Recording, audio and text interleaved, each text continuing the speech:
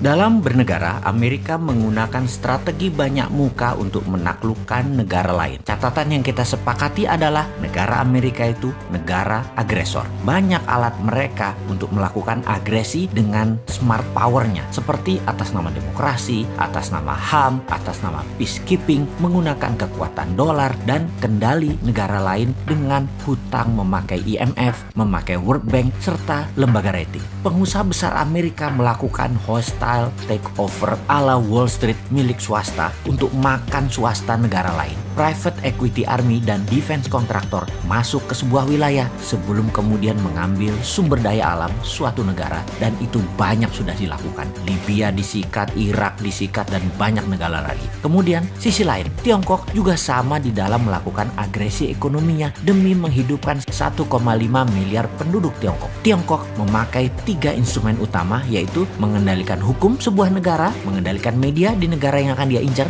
dan pejabat di suatu wilayah atau negara yang ditarget. Kemudian Tiongkok melakukan siraman ekonomi melalui BUMN Tiongkok, uang Tiongkok, SDM Tiongkok, dan teknologi Tiongkok. Indonesia kalau bersama Mardigu Nation New Mind akan juga merubah permainan. Kita tidak akan mau kena instrumen Tiongkok dan tidak akan pakai lagi instrumen Amerika. Jadi ketika mendapatkan mandat siapapun New Mind, maka saran terpentingnya akan diubah pertama-tama adalah posisi Bank Indonesia. Kemudian Kementerian Pertahanan. Kementerian tersebut bukan bertahan dengan menguatkan bedil persenjataan dan mesin perang fisik, namun membangun 5 garda penyerangan. Sungguh, apa yang saat ini manajemennya di Kementerian Pertahanan hanya 1/5 dibandingkan apa yang akan kita bangun dalam Kementerian Perang atau Minister of War atau Department of War ala New Mind. Di negara berdaulat dan negara besar, Kementerian Pertahanan manajemennya dan actionnya sudah berubah sejak 20 tahun yang lalu. Indonesia sudah memiliki banyak panglima, menteri pertahanan, namun sayangnya semuanya old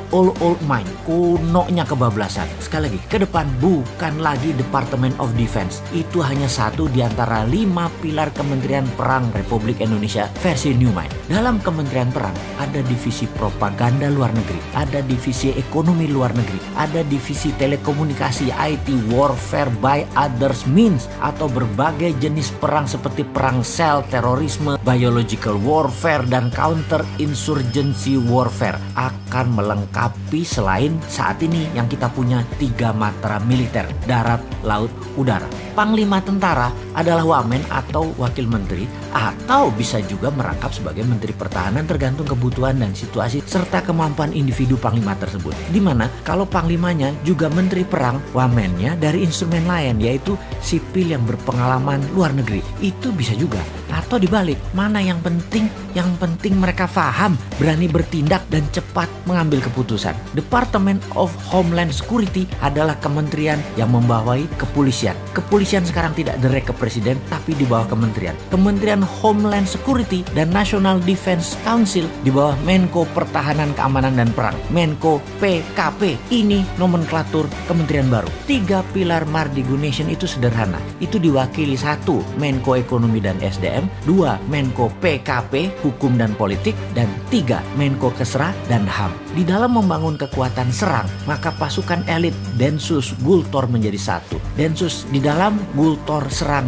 keluar, dan ofensif ke negara lain. Ini di bawah National Security dan Defense Council. Jadi kalau ada kementerian ditambah, pasti ada kementerian yang dikurangi atau ditutup. Maka Kementerian Tenaga Kerja akan jadi Dirjen Tenaga Kerja di bawah Kementerian Pendidikan. Juga Kementerian Pemuda dan Olahraga masuk ke Kementerian Pendidikan. Kementerian Sosial akan hilang, langsung dikasih ke Pemda, dinas sosial di pemerintahan daerah masing-masing. Kementerian Peranan Wanita ditiadakan, masuk di bawah Menko Kesra aktivitasnya. Penggabungan beberapa kementerian juga dilakukan karena keterkaitan lebih mudah koordinasinya di bawah satu payung kementerian. Kementerian daerah tertinggal jadi dirjen di PUPR. Intinya kementerian saat ini akan berkurang 40% jumlahnya. Pastinya Kementerian BUMN akan ditutup. Perusahaan perusahaan BUMN dikurangi jadi di bawah 20 dari 800 BUMN saat ini. Akan di-merger, ditutup, dijual ke publik IPO hingga mayoritas 100% dijual. BUMN langsung berada di bawah kementerian terkait. Misalnya Pertamina dan PLN di bawah